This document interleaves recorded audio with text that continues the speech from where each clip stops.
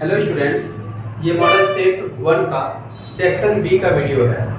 इस सेक्शन में question 8 number से लेकर 14 नंबर तक है और हर क्वेश्चन आपका 3 मार्क्स का है, ठीक है। और पिछले वीडियो में मैंने आपको सेक्शन ए का सॉल्यूशन दिया था और आज स्टार्ट करते हैं section B, question number 8। Question number 8 क्या है? इंटीग्रेशन ऑफ कॉस का पावर 4x dx। इसका इंटीग्रेशन करने के लिए ध्यान दीजिएगा, इसको आप लिख सकते हैं cos स्क्वायर x का होल स्क्वायर लिख सकते हैं। और यहाँ पे cos स्क्वायर x यानी cos स्क्वायर थीटा का फार्मूला लिखना होगा आपको।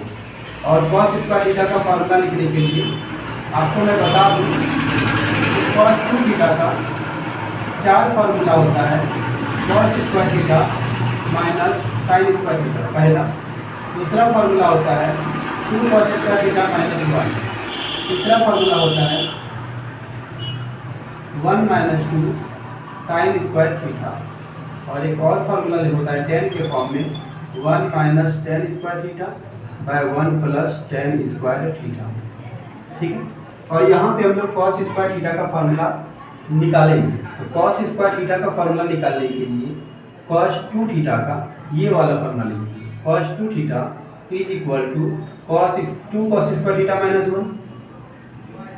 इस माइनस 1 को इस साइड ले आइए तो क्या हो जाएगा 1 plus cos 2 theta equal to क्या बचेगा उधर 2 cos स्क्वायर थीटा। आपको फार्मूला निकालना है cos स्क्वायर थीटा का। 2 को इधर ले आइए, 2 इंटू में है, इधर लाइएगा तो डिवाइड में हो जाएगा 1 प्लस cos 2 थीटा बाय 2। ये किसका फार्मूला हुआ? cos स्क्वायर थीटा का। और यही फार्मूला हम यहाँ लगा देंगे cos स्क्वायर x के जगह। तो cos स्क्वायर थीटा का फार्मूला क्या हुआ 1 प्लस cos 2 थीटा बाय 2। यहाँ आपको लिखना होगा 1 प्लस cos 2 थीटा, थीटा की जगह x है बाय 2। ये हुआ cos स्क्वायर थीटा का फॉर्मूला cos स्क्वायर x के लिए। और अभी स्क्वायर बाकी है नहीं।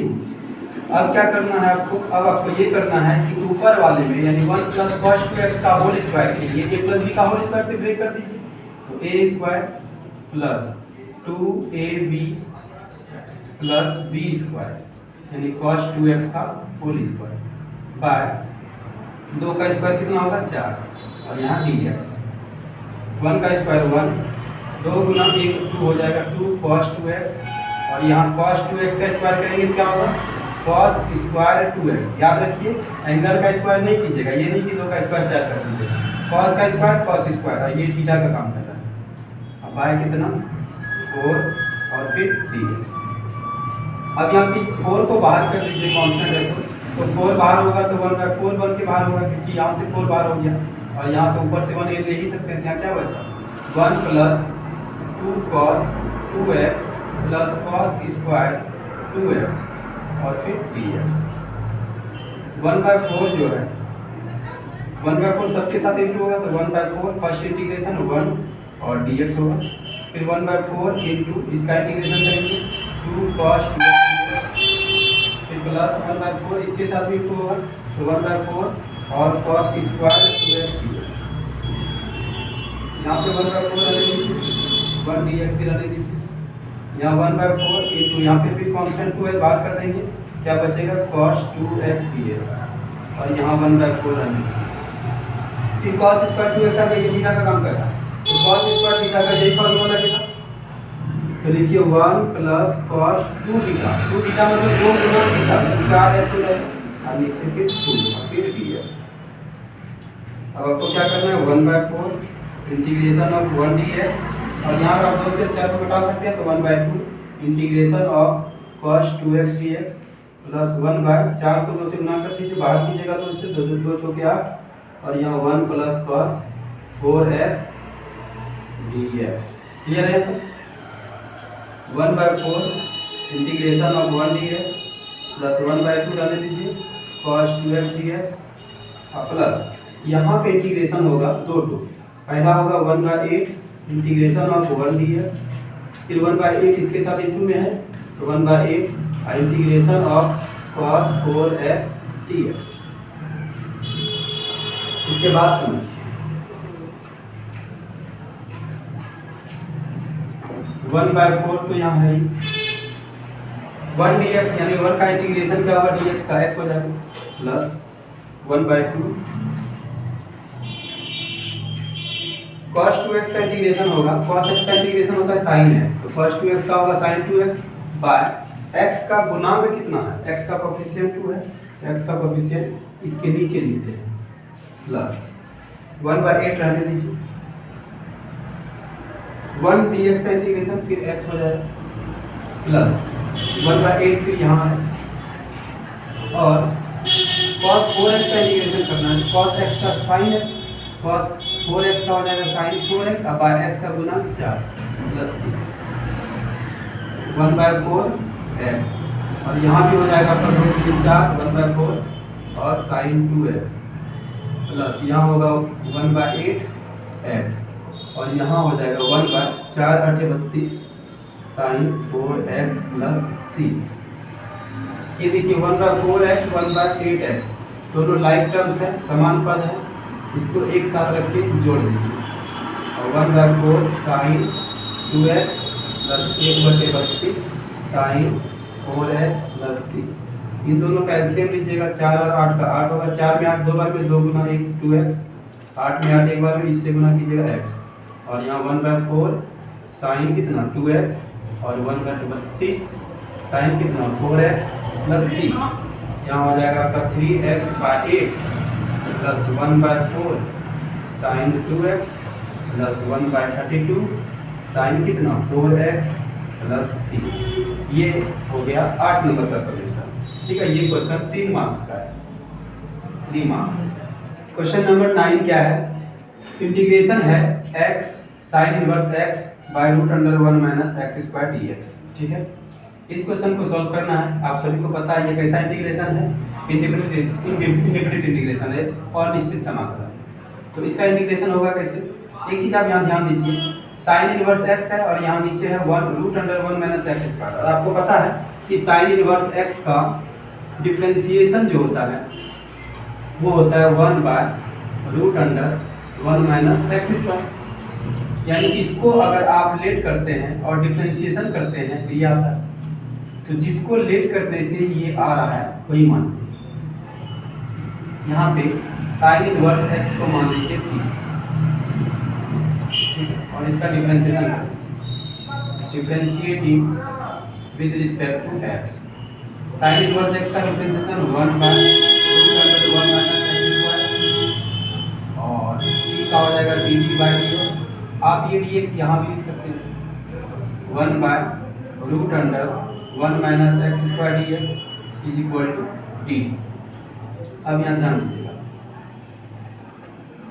अब आपका i का जो वैल्यू है क्या लिख सकते हैं, यहाँ पे क्या है x, यहाँ क्या है x, यहाँ से आप x फ्री कर सकते हैं कि नहीं, x फ्री कर सकते हैं, x को फ्री कर लेंगे, साइन इनवर्स को उस साइड ले जाना होगा, x इक्वल टू क्या होगा साइन t होगा, तो यहाँ x के जगह आप लिख सकते हैं साइन t।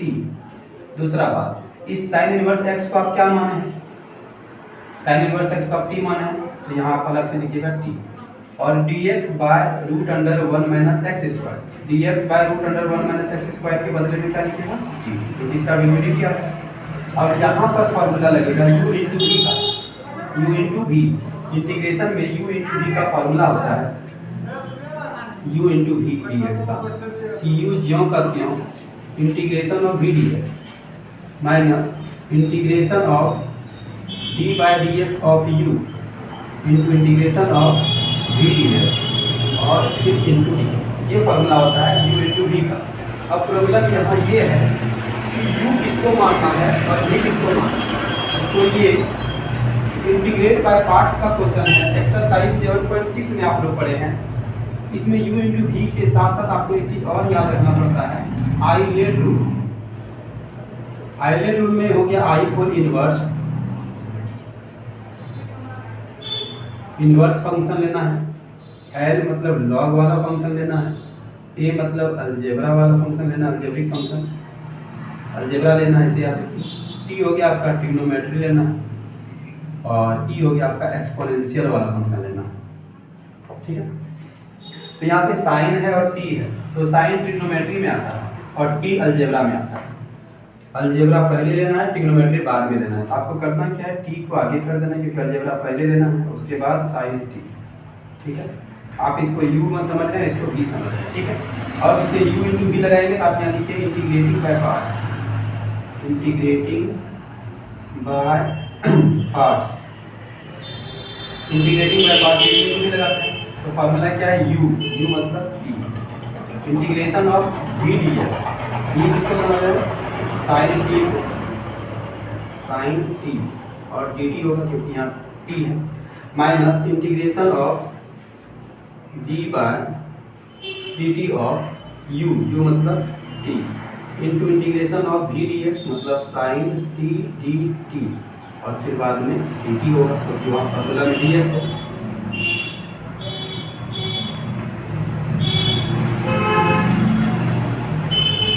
ठीक है, देखिए यहाँ पे साइन t का इंटीग्रेशन होगा माइनस कॉस t, क्योंकि साइन x का इंटीग्रेशन होता है minus cos x, minus integration लेना है d by dt of t 1 होगा इंटू साइन t का इंटीग्रेशन होगा माइनस कॉस t और फिर dt,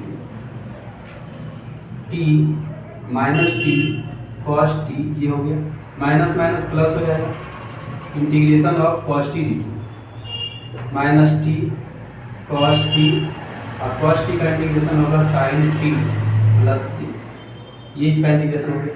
अब इसके आंसर को कैसे लिखना है, देखिए सवाल साइन में है और x में है, तो आपके पास x का वैल्यू है साइन t और t का वैल्यू है साइन इनवर्स x, तो यहाँ पे कहीं भी कॉस नहीं रखना है आपको, कॉस को ले जाना होगा साइन में, क्योंकि आप साइन को लेट किए हैं, तो कॉस t का फार्मूला होगा 1 minus root under 1 minus sine square t, क्योंकि कॉस थीटा का होता है root under 1 minus sine square theta और प्लस साइन टी और प्लस सी, माइनस रहने दीजिए। अब t का वैल्यू यहाँ से क्या लिख दीजिएगा, साइन इनवर्स x, यहाँ लिख दीजिए sine inverse x root under 1 minus, और यहाँ साइन t का वैल्यू क्या है, आया है x, तो साइन t की जगह लिख सकते हैं x यानी x स्क्वायर और फिर साइन t की जगह x प्लस कितना c, ठीक है। क्वेश्चन नंबर 10 देखिए क्या है, क्वेश्चन नंबर 10 में है इंटीग्रेशन है, लेकिन ये डिफरेंट इंटीग्रेशन है, इसमें लिमिट दिया लोअर लिमिट और अपर लिमिट, इंटीग्रेशन है 1 से 2 और फंक्शन है 1/x minus 1/2x square e पे पावर x और dx। तो इसका इंटीग्रेशन करने से पहले आपको इसमें ये अप्लाई करना है कि सबसे पहले इस लिमिट के बिना इंटीग्रेशन कीजिए। क्वेश्चन है क्या, 1/x माइनस 1/2x स्क्वायर और e पे पावर यहाँ 2x, e पे पावर 2x dx, इसका आप इंटीग्रेशन कीजिए। जब आपका इसका आंसर आएगा उसके बाद उसमें लिमिट रख देना है। तो यहाँ आप ऐसा कर सकते हैं कि 1/x माइनस 1/2x स्क्वायर, तो इससे इंटू करना है, e पे पावर 2x को इससे कीजिए, तो 1/x इंटू e पे power 2x dx, first integration minus इससे कीजिएगा क्या होगा 1/2x स्क्वायर और e पे पावर 2x dx, ये हो जाएगा। अब आपको करना क्या है, इंटीग्रेट बाय पार्ट कर देना, integrating by parts of first integral में,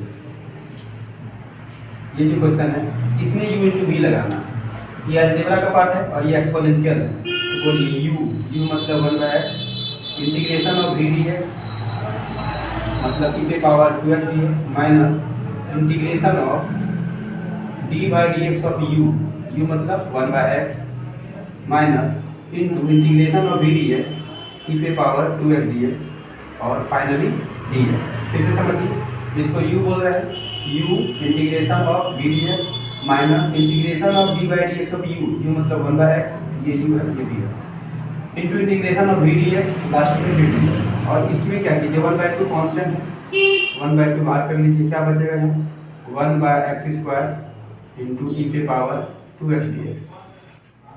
चलिए यहाँ ध्यान दीजिए, 1/x e पे पावर 2x का इंटीग्रेशन e पे पावर 2x बाई 2 होगा minus d by dx of 1/x, इसका डिफरेंशिएशन में होता है माइनस 1/x स्क्वायर और e पे पावर 2x का इंटीग्रेशन कर रहे हैं e पे पावर 2x बाई 2 होगा और फिर क्या बच गया dx और माइनस 1/2 1/x स्क्वायर e पे पावर 2x dx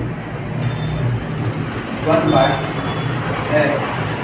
e पे power 2x by 2 minus minus का प्लस और 1/2 आप बाहर भी कर सकते हैं कांस्टेंट, यहाँ क्या बचेगा 1/x² e की पावर 2x dx और माइनस यहाँ भी 1/2 1/x² e की पावर 2x dx। देखिए यहाँ क्या कमाल हो गया, ये दोनों कैंसिल हो गए, तो क्या बचा 1/x e की पावर 2x/2। ये इसका आंसर है विदाउट लिमिट। अब आपको इसका इंटीग्रेशन करना है, इसका इंटीग्रेशन करना है। आई का क्वेश्चन क्या था, आई इक्वल टू था 1 से 2 1/x माइनस 1/2x² इंटू ई पे पावर 2x dx। इसका वैल्यू लाए आप कितना 1/x ई पे पावर 2x/2 बस इसी में आपको क्या करना है लिमिट रख देना। पहले अपर लिमिट रखा जाता है तो ई पे पावर 2x है तो 1/x x की जगह 2 लीजिएगा, ई पे पावर 2 इंटू 2 बाई कितना 2 माइनस लोअर लिमिट रखिएगा तो 1/x की जगह 1 ई पे पावर 2 इंटू 1/2। यहाँ कितना हो जाएगा ई का पावर 4/2 दूनी 4 ई का पावर 2 बाय में भी 2। इन दोनों का एलसीएम ले लीजिए 2 होगा सॉरी 4 होगा, यहाँ हो जाएगा ई पे पावर 2 2 में 4 2 बार में 2 को इसी गुना कीजिएगा तो ई² कॉमन ले लीजिए तो क्या बचेगा यहाँ ई² - 2 बाय कितना 4 जो इसका आंसर होगा। ठीक है, ये क्वेश्चन 10 नंबर का है और 3 मार्क्स का है और बहुत इंपॉर्टेंट है। क्वेश्चन नंबर 11 देखिए, क्वेश्चन नंबर 11 में भी एक इंटीग्रेशन है जो डिफरेंट इंटीग्रेशन है। लिमिट है लोअर लिमिट π/6 अपर लिमिट π/3 π/6 से π/3 और dx/1 प्लस √10x इसका इंटीग्रेशन करना है। ये मैं आपको बता दूं ये एनसीईआरटी का एग्जाम्पल का क्वेश्चन है। ठीक है, तो आप याद रखिएगा कि आपके एग्जाम में एग्जाम्पल से भी क्वेश्चन पूछा जाएगा। ठीक है, तो इंटीग्रेशन आपको एक्सरसाइज के साथ साथ सारे एग्जाम्पल भी बना लेने हैं। एग्जाम्पल में भी बहुत अच्छे अच्छे क्वेश्चन हैं, तो उनमें से ये एक क्वेश्चन ये भी है। इसको बनाने के लिए देखिए आप इसको कैसे बना सकते हैं। यहाँ लिमिट क्या है π/6 से π/3 dx/1 प्लस √ कितना है 10x, तो क्या आप इसे ऐसे लिख सकते हैं √sin x by √cos x, ऐसा हम लिख सकते हैं। sin बाय cos 10 होता तो है रूट में लिख दिए। फिर यहाँ लिखिएगा π/6 से π/3 यहाँ dx तो है, इसका एलसीएम लिखिएगा यहाँ cos x होगा cos x into 1 √cos x into 1 √cos x ही होगा और प्लस यहाँ √, कितना sin x होगा। π/6 से π/3 ये √cos x ऊपर चला जाएगा √cos x हो गया, नीचे हो जाएगा √cos x plus √sin x। ठीक है, तो इसको करना क्या है, आपको इसको लेट कर लेना है इक्वेशन फर्स्ट और यहाँ पे आपको ये वाला फार्मूला लगाना है अप्लाई। आप जब डिफरेंट इंटीग्रेशन पढ़े थे तो उसमें बहुत सारा प्रॉपर्टी पढ़े थे, उसमें से प्रॉपर्टी ये था a to b fx dx is equal to a to b f इन दोनों लिमिट का सम मतलब जोड़ करके a प्लस b और तब माइनस करना है x। ये भी एक प्रॉपर्टी था।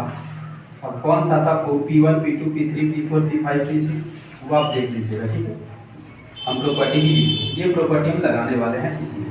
ये a है ये b है a to b और ये fx और यहाँ dx छूट गया तो लगाइए। तो यहाँ क्या होगा π/6 से π/3 ही रहेगा क्योंकि लिमिट a to b तो a to b है और जहाँ जहाँ x है वहाँ वहाँ क्या होगा a plus b minus x यानी cos a प्लस b मतलब क्या π/6 प्लस π/3 माइनस x। सेम चीज नीचे की अंदर cos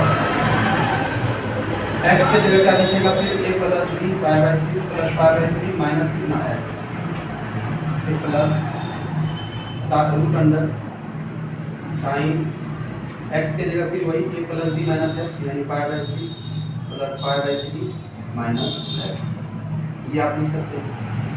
ठीक है ना, उसके बाद π/6 से π/3 ये आपको रहने देना और यहाँ √अंडर क्या है cos है cos करने की π/6 मतलब 30 डिग्री और π/3 मतलब 60 डिग्री 60 डिग्री प्लस 30 डिग्री जोड़ने से कितना होगा 90 डिग्री, मतलब क्या पाई बाई 2 होगा और माइनस एक्स बार रूट अंडर यहाँ भी क्या होगा कॉस, इन दोनों को जोड़ने से 90 डिग्री यानी पाई बाई 2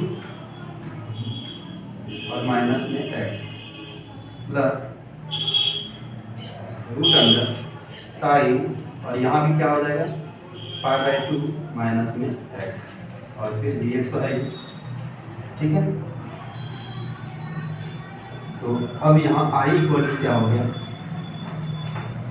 i इक्वल टू, ये सब तो i को ही सॉल्व कर रहे हैं आप, ये i को ही सॉल्व कर रहे हैं, i को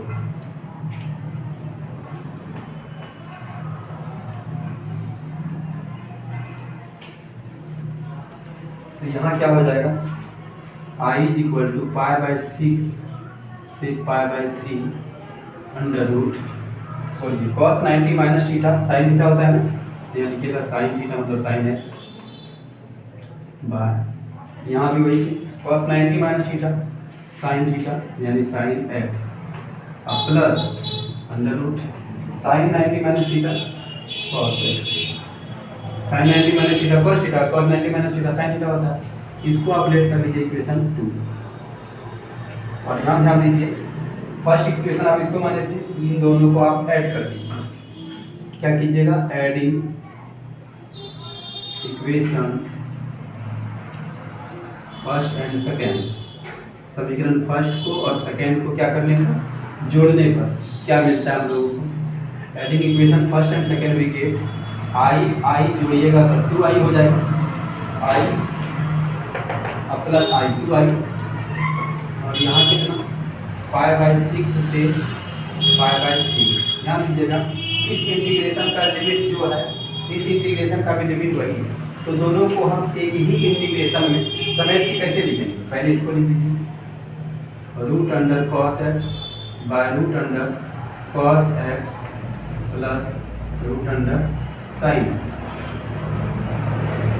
ठीक है, under root cos x plus under root cos x plus under root sine, under root sine x by under root sine x plus under root cos x जो लिख के dx, ठीक है, दोनों को एक ही integration 2i is equal to pi by 6 से पाई बाई 3, इन दोनों का एलसीएम सेम होगा under root cos x plus under root sine x, दोनों तो सेम ही है, ऊपर जोड़ दीजिए under root cos x plus under root sine x और तब ये और ये कट जाएगा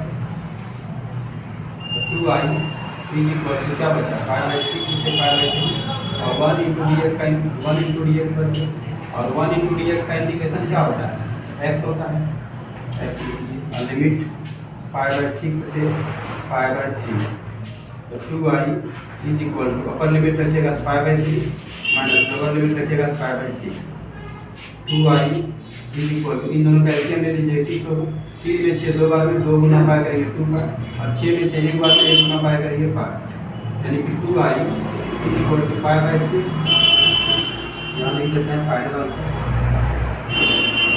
2i equal to pi by 6, i का वैल्यू क्या होगा पाई बाई 2i, जो इस इंटीग्रेशन का आंसर है। ठीक है, बहुत ही इंपॉर्टेंट क्वेश्चन है कि आपके मॉडल से ठीक है, इसको अच्छे से रिवाइज कीजिएगा। एग्जांपल का क्वेश्चन नंबर 12 में क्या है, मान लीजिए a vector equal to i vector i cap plus 4j plus 2k, b vector equal to 3i minus 2j plus 7k और c vector equal to 2i minus j plus 4k। तो एक ऐसा सदिश डी वेक्टर ज्ञात कीजिए जो ए vector तथा B vector दोनों पर लंब हो। क्या समझे, आपको ए वेक्टर वैल्यू दे दिया है, बी वेक्टर का भी वैल्यू दिया है, सी वेक्टर का भी वैल्यू दिया है और आपको एक वेक्टर डी वेक्टर ऐसा वेक्टर निकालना है डी जो ए पर भी लंब हो, परपेंडिकुलर हो और बी पर भी लंब हो और सी डॉट डी का value C vector dot d vector का वैल्यू दिया है 15। ठीक, ये बहुत ही इंपॉर्टेंट क्वेश्चन है, चलिए इसको सॉल्व करते हैं। यहाँ आप देखिए कि सबसे पहले आपको दिया क्या क्या है वो लिखिए। तो प्रश्न से आपको ए वेक्टर का वैल्यू दिया है, कितना दिया है आई प्लस 4j, कैप का आपको दिमाग में सब प्लस 2k और बी वेक्टर का वैल्यू दिया हुआ है 3i minus 2j plus 7k।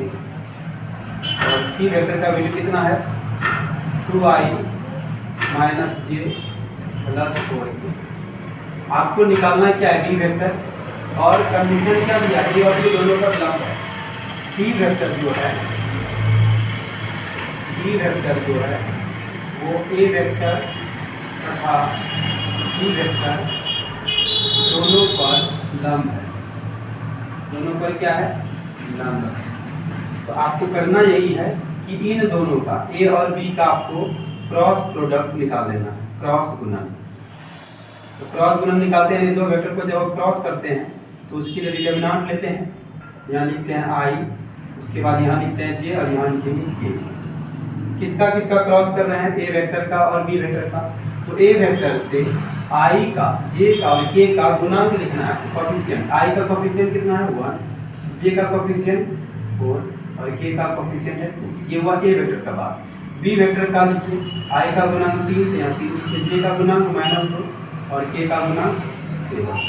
अब इसको कैसे सॉल्व करते हैं, तो पहले आई को आप बंद कीजिए, कैसे रो वाइज भी और कॉलम वाइज भी, ऐसे और ऐसे बंद कीजिएगा जैसे डिटरमिनेंट को तोड़ते थे। तो क्या क्या बचेगा 4, इसको बंद किए, इसको बंद किए तो 4 बचा, 2 बचा, -2 बचा और 7 बचा। फिर माइनस में नीचे देखिए, एक को बंद करते हैं कॉलम से और 2 से, तो क्या क्या बचेगा 1 2 3 7। क्लियर, एक को बंद करके हम ऐसे ऐसे, क्या क्या बचेगा 1 4 3 -2। ठीक है, सबको ये परिणाम तोड़ने आता है। आई को जाने दीजिए, इसको गुना करेंगे, पहले इधर से गुना किया जाता है तो 7 चौक 28, बीच में माइनस होता है और 2 दूनी 4, गुना करने से -4 आ रहा है और माइनस इसके बीच में होता है, माइनस माइनस प्लस 4, फिर माइनस जे। 7 गुना 1 करेंगे तो 7 ही हो जाएगा और -3 दूनी 6 प्लस के। इन दोनों को गुना कीजिएगा तो 1 को -2 से तो -2, फिर -3 चौके 12। तो यहाँ आपको मिलेगा कितना 28 4 32 आई, 7 में 6 गया 1 को जे से गुना करेंगे तो -जे और -2 -12 -14 ये हो जाएगा। ये हो गया आपका ए क्रॉस बी का वेक्टर। और आपको निकालना है क्या है डी वेक्टर, तो डी वेक्टर आपको मानना पड़ेगा, माना d vector equal to, d vector किस पे लंब है ए और बी दोनों का, तो डी वेक्टर इक्वल टू लिखिए लैम्डा ए क्रॉस बी। डी वेक्टर जिस पे लंब है ए और बी पे लंब है तो दोनों का क्रॉस और उसके साथ क्या ले लिए लैम्डा। ये हो गया डी का वैल्यू, इसको मानिएगा समीकरण फर्स्ट। जहाँ आप लैम्डा के बारे में कंफ्यूज हैं तो आप लिख सकते हैं कि जहाँ लैम्डा बिलोंग टू आर, यानी लैम्डा कोई रियल नंबर है, लैम्डा का वैल्यू कोई भी वास्तविक संख्या हो सकता है। अब आपको करना क्या है, अब आपको दूसरे कंडीशन में जाना है। दूसरा कंडीशन दिया हुआ है कि c vector dot d vector equal to 15 है, तो लिखिए c vector dot d vector का वैल्यू कितना 15 है, जिसमें से सी वेक्टर का वैल्यू आप ये ले सकते हैं कितना 2i माइनस जे प्लस 4k। तो लिखिए 2i माइनस जे प्लस 4k, किसका वैल्यू हुआ, ये हुआ सी वेक्टर का 2i माइनस जे प्लस 4k।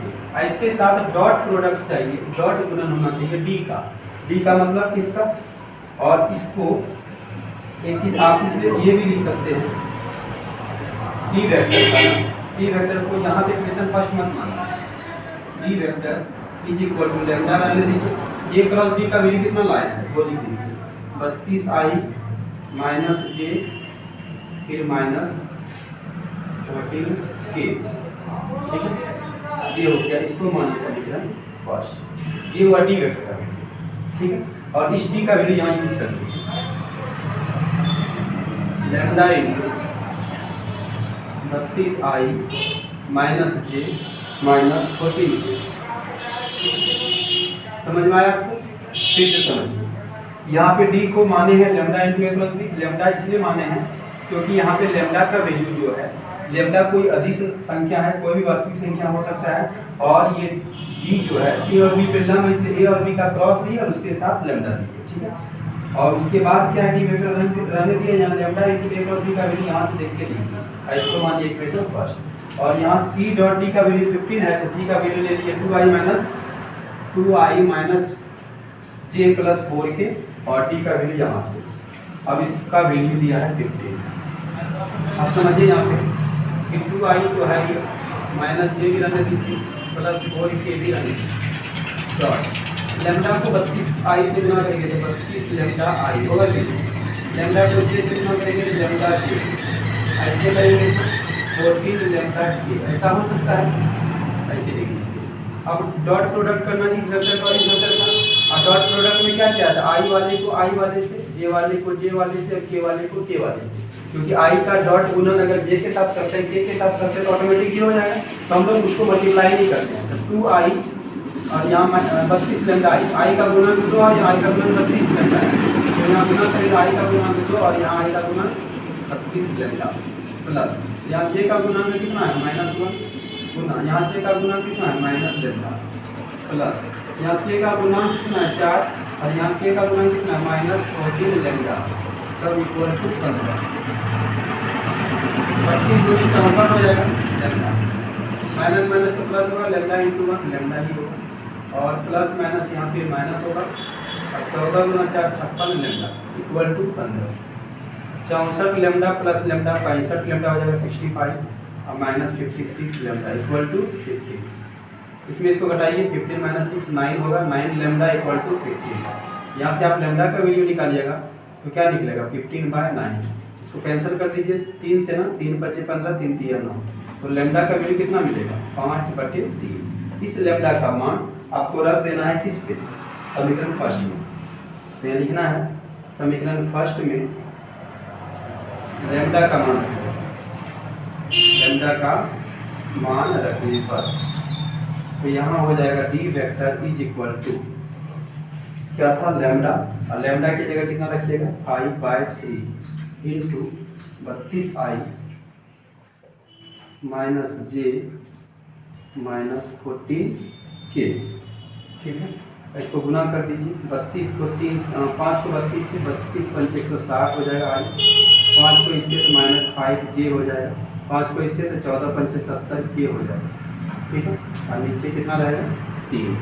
इसको आप ऐसे भी लिख सकते हैं, d vector is equal to 1/3 बाहर करके लिख लीजिए, 1/3 इंटू 160i -5j और फिर -70k, ठीक है। ये इसका आंसर होगा। अब इस क्वेश्चन में आपको एक बात पे कंफ्यूजन होगा कि बोला था कि एक ऐसा सदिश डी वेक्टर याद कीजिए जो ए पर और बी पर दोनों पर लंब है। आपको डी वेक्टर का वैल्यू ये निकालना, ठीक है। अब ये डी वेक्टर ए वेक्टर पर लंब है, ये क्लियर करने के लिए आप क्या कीजिए, डी वेक्टर का डॉट ए वेक्टर के साथ निकालिए। अगर 0 आ जाए तो समझ जाइए डी वेक्टर लंब है किस पे, ए पे। उसी तरह डी वेक्टर का डॉट डी वेक्टर के साथ निकालिए, ये भी 0 आ जाए तो समझ जाइएगा कि डी वेक्टर लंब है किस पे, बी पे, यानी डी वेक्टर ए पर भी लंब है और बी पर भी लंब है। तो आपके लिए ये टास्क है कि आप करके देखिएगा कि डी वेक्टर ए वेक्टर का डॉट करने से 0 आता है, 0 आ जाएगा लंब है। 13 में देखिए क्या है, निम्नलिखित रेखा युग्मों के बीच का कोण ज्ञात कीजिए। ये वेक्टर फॉर्म में लिखा है r vector equal to first vector plus lambda into second vector, फिर r vector equal to first vector plus mu into second vector. इस टाइप के रेखा युग्म अगर आपको दिया हुआ हो, दो लाइन का इक्वेशन दिया हुआ हो तो उसके बीच का एंगल कैसे निकालें। इसमें से जो r वेक्टर का फर्स्ट वाला r वेक्टर है उसमें आपको दो चीज रिलेट कर लेना है। पहला रिलेट करना है ए वेक्टर a1 और b1, r vector equal to ये हो गया a1, ये हो गया b1। इसी तरह ये a2 ये b2 ऐसे मान लीजिए, तो यहाँ a1 हो जाएगा 3i plus j minus 2k और b1 कितना हो जाएगा i minus j minus 2k first vector. Second वाले r वेक्टर से a2 वेक्टर मान लेंगे, a2 वेक्टर का वैल्यू हो जाएगा 2i minus j minus 56k और b2 वेक्टर का वैल्यू हो जाएगा 3i माइनस कितना 5j और माइनस 4k। अब इन दोनों रेखा के बीच का एंगल निकालना है, कौन निकालना है। इसके लिए आपको करना क्या है, b1 का और b2 का डॉट निकालना होगा। तो b1 का वैल्यू कितना है i minus j minus 2k, फिर डॉट b2 का वैल्यू कितना है 3i माइनस 5k माइनस यहाँ आई का गुणांक है 1 और यहाँ आई का गुणांक है 3, तो ये 1 को गुणा करना होगा 3 से प्लस यहाँ j का गुणांक कितना है -1 और यहाँ j का गुणांक है -5 प्लस यहाँ k का गुणांक -2 और यहाँ k का गुणांक कितना -4 प्लस i के गुणांक और i के गुणांक इन दोनों को गुणा करना है, फिर प्लस j का गुणांक -1 है, j का गुणांक -5 है, गुणा किए k का गुणांक -2 और k का गुणांक -4 है, इन दोनों को गुणा करना 1 गुणा 3 होगा, -1 को -5 से गुणा करेंगे 5 ही होगा और -2 को -4 से गुणा करेंगे तो 2 चौके 8 हो जाएगा, जिसमें से 3 5 8 8 8 16 हो जाएगा। और आपको निकालना है v1 वेक्टर का मैग्नीट्यूड, परिमाण निकालना है। तो परिमाण निकालने के लिए रूट के अंदर v1 का वैल्यू कितना I - j +2 -2 के I का गुणांक 1 है तो 1 का स्क्वायर प्लस j का गुणांक -1 है तो -1 का स्क्वायर कीजिए, ठीक है, और k का गुणांक -2 है तो -2 का स्क्वायर कीजिए, यानी I के गुणांक का स्क्वायर प्लस j के गुणांक का स्क्वायर फिर प्लस k का गुणांक का स्क्वायर, 1 का स्क्वायर 1 होगा, -1 का स्क्वायर भी 1 होगा, -2 का स्क्वायर 4 होगा, इसको जोड़ने से 6 होगा। और आपको v2 वेक्टर का मोड भी निकाल देना है। v2 वेक्टर का मोड तो इसका I का गुणांक कितना है इसमें 3 तो 3 का स्क्वायर, j का गुणांक कितना है -5 तो -5 का स्क्वायर और k का गुणांक कितना है -4 का स्क्वायर, 3 का स्क्वायर तो 9 होगा, -5 का स्क्वायर 25 और -4 का 16, 16 में 25 25 25 जोड़ने से 50 होगा और 50 को आप लिख सकते हैं 50 ही रख दीजिए। अब भाई दोनों के बीच का एंगल निकालना है, दोनों रेखा है या लिखेंगे माना दोनों रेखाओं के बीच का कोण थीटा है, माना दोनों रेखाओं के बीच का कोण थीटा, कोण मान लेते हैं थीटा, ठीक है, थीटा है तो हम लोग लिखेंगे यहाँ पे cos थीटा का फार्मूला। cos थीटा का फार्मूला होता है वेक्टर फॉर्म में, जब दो रेखा के बीच का एंगल निकालने बोलेगा उसके लिए फार्मूला दिया हुआ है, एनसीईआरटी में आप पढ़ लीजिएगा, v1 dot v2 bye v1 का मोड इनटू v2 का मोड, ठीक है, और फिर पूरे का मोड यहाँ लिखेंगे, ये फार्मूला है cos थीटा, जब cos थीटा वाले v1 डॉट v2 का वैल्यू आप निकाल लीजिए 16, यहाँ देखिए 16 बाय v1 का मोड √6 आया था और इसका रूट में 50 आया था, यहाँ cos थीटा का ले लीजिए, ऊपर 16, दोनों नंबर रूट में है, दोनों नंबर का रूट में गुणा कर सकते हैं, 50 में 6 कीजिए 300 हो जाएगा, कितना हो जाएगा 3, यहाँ पे cos थीटा का वैल्यू 16 रहने दीजिए, इसको आप लिख सकते हैं 100 गुना 3 cos थीटा इक्वल टू 16, 100 का वर्गमूल 10 हो जाएगा और यहाँ √3 बच जाएगा, 2 से घटा दीजिए 5 बार में 2 से 8 बार, तो cos थीटा का वैल्यू हो जाएगा 8/5 √3, और से भाग करके प्लस में ये होगा, थीटा का वैल्यू यहाँ से कर लीजिए, थीटा को cos इनवर्स हो जाएगा 8/5 √3, यही हो गया दोनों रेखा के बीच का कोण।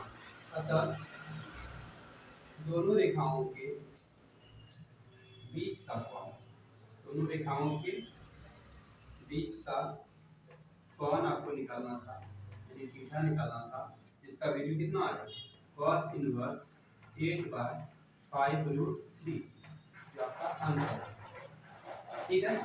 बहुत इंपॉर्टेंट है, इस टाइप के बहुत सारे क्वेश्चन एनसीईआरटी में दिए हुए हैं, आप सारे क्वेश्चन को प्रैक्टिस कर लीजिए। मॉडल सेट क्या है, मॉडल सेट को बता रहे हैं ऐसे क्वेश्चन आ सकते हैं, ठीक है, आप इस क्वेश्चन के साथ साथ ऐसे जितने भी क्वेश्चन है सबको तैयारी कर लीजिए। नंबर 14 में क्या है, मान ले कि क्वेश्चन है, मान ले कि जन्म लेने वाले बच्चे का लड़का या लड़की होना समसंभावी है। यदि किसी परिवार में 2 बच्चे हैं तो दोनों बच्चों के लड़की होने की सप्रतिबंध प्रायिकता क्या है। यदि यह दिया गया है कि सबसे छोटा बच्चा लड़की है और नंबर 2 में है न्यूनतम 1 बच्चा लड़की है, यहाँ पे आपको निकालना है दोनों बच्चों के लड़की होने की सप्रतिबंध प्रायिकता, क्लियर। और दिया गया है ये कंडीशन और ये कंडीशन। सबसे पहले आपको निकालना होगा परिवार में कितने बच्चे हैं, परिवार में 2 बच्चों की बात हो रही है, तो दोनों बच्चा जो है उसके लिए सैंपल स्पेस, परिवार में 2 बच्चों का, परिवार में 2 बच्चे हैं, 2 बच्चों का सैंपल स्पेस निकालेंगे। सैंपल स्पेस मतलब प्रतिदर्श समष्टि, क्या क्या संभावना हो सकता है 2 बच्चे की, 2 बच्चों के होने का प्रतिदर्श समष्टि क्या होगा तो हो सकता है दोनों बच्चा लड़का हो तो बी, दोनों बच्चा अगर लड़की हो तो जी घर लगाए। अगर एक बच्चा लड़का है तो बी और एक बच्ची लड़की है तो बी। जो पहले लिखे वो बड़ा माना जाएगा, और जो अगर पहले जी है तो बाद में भी बी हो जाएगा। ये हो सकता है सिंपल स्केस। इसमें बी और जी क्या है तो समझ लीजिएगा कि बी हो गया बॉयज और जी हो गया गर्ल्स के लिए। आप लिख भी सकते हैं कि माना लड़कों को बी से और लड़कियों को जी से सूचित करते हैं। तो परिवार में दो बच्चे हैं तो दो बच्चे होने का सैंपल स्पेस हो सकता है कि दोनों बच्चा लड़की हो सकती है, दोनों बच्चा लड़का हो सकता है, पहला बच्चा लड़का हो सकता है, दूसरा बच्चा लड़की, या पहला बच्चा लड़की दूसरा बच्चा लड़का। ये हो गया सैंपल स्पेस। ठीक है, अब आपको जो है नंबर ऑफ एस इसमें कितना हो जाएगा 1 2 3 4, मतलब सैंपल स्पेस में कितने एलिमेंट 1 2 3 और 4। अब उसके बाद आपको निकालना है दोनों बच्चों की लड़की होने की सप्रतिबंध प्रायिकता। और 1 नंबर में यहाँ है सबसे छोटा बच्चा लड़की है, यहाँ 1 नंबर के लिए बना है। माना घटना मानिए कि ये मानिए सबसे छोटा बच्चा लड़की है, सबसे छोटा बच्चा लड़की है। इस घटना को मान लिया हम ए, ठीक है। और बी मान लिए क्या निकालना है दोनों बच्चों की लड़की होने की सप्रतिबंध प्रायिकता। दोनों बच्चा लड़की